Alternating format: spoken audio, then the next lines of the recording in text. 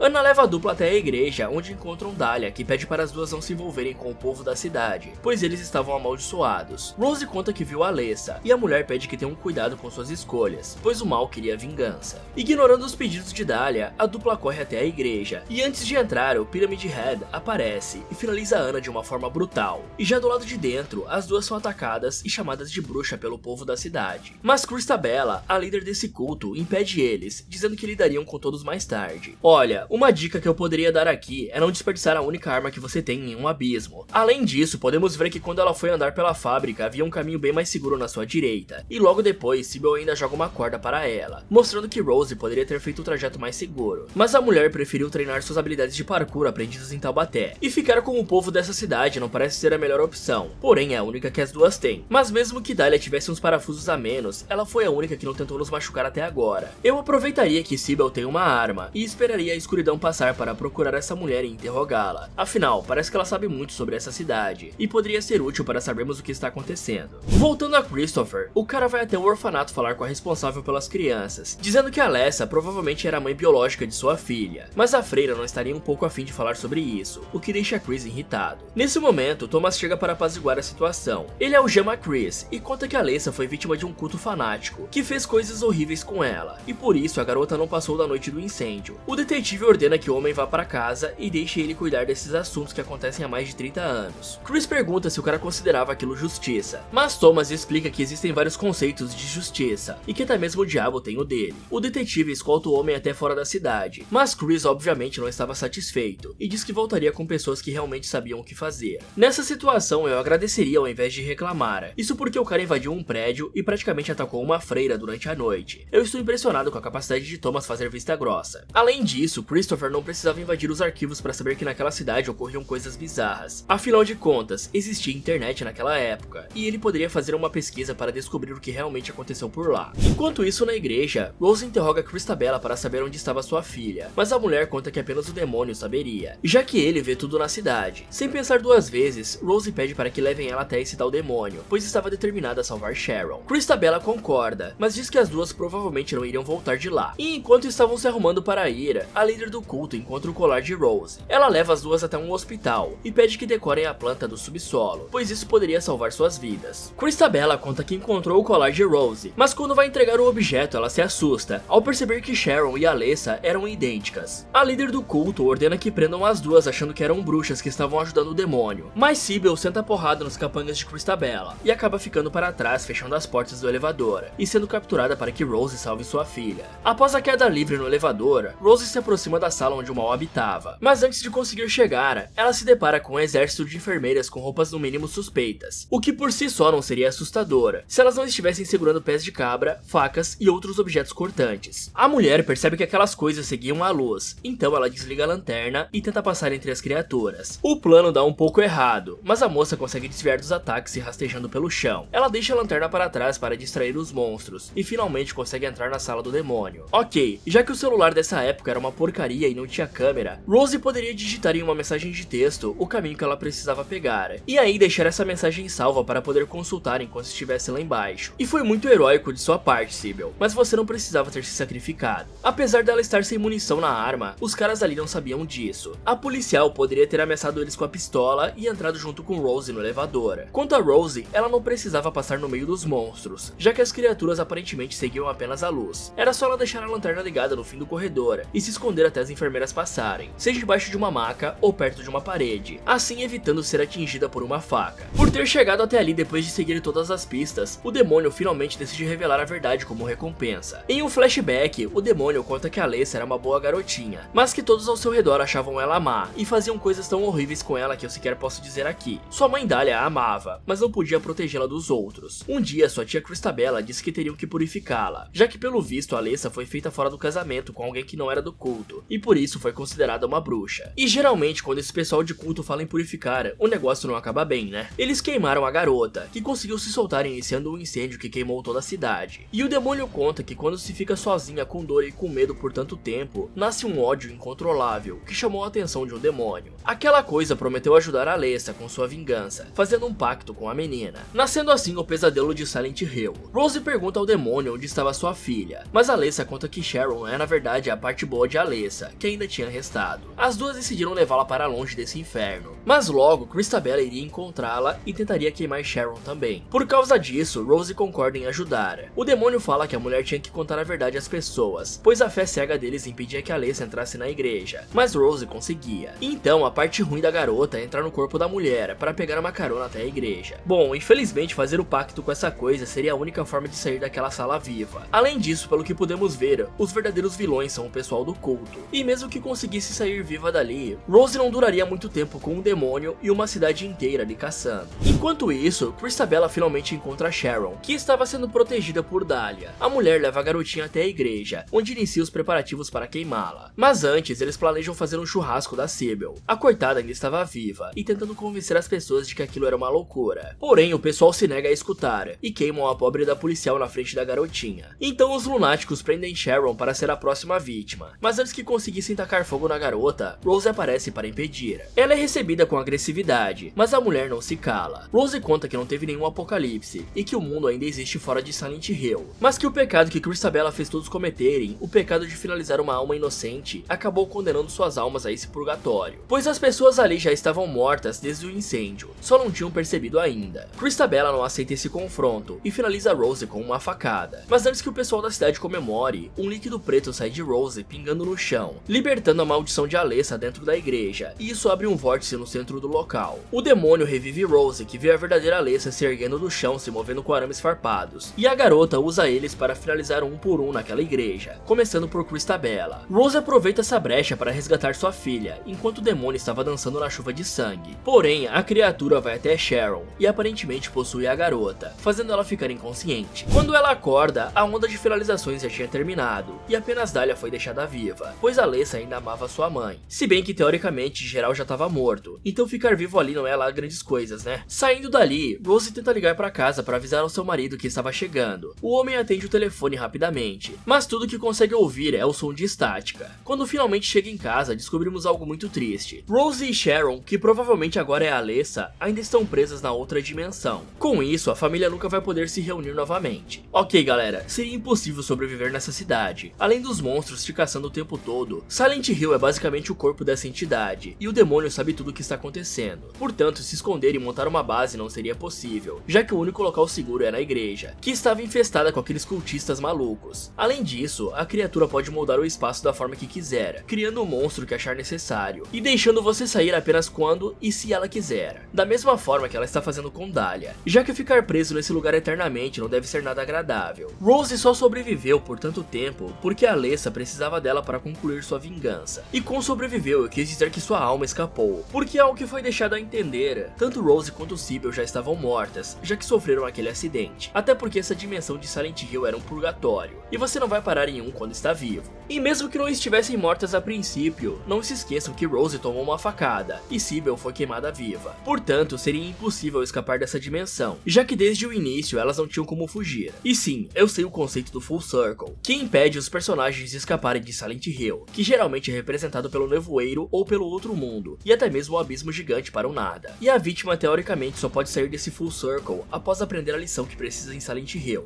Fala galera, esse foi porque você não sobreviveria a Silent Hill. Você acha que conseguiria? Me contem o que vocês fariam nos comentários. Muito obrigado por assistir, e tome cuidado ao entrar em uma cidade em meio a um nevoeiro, pode ser que você nunca mais saia de lá.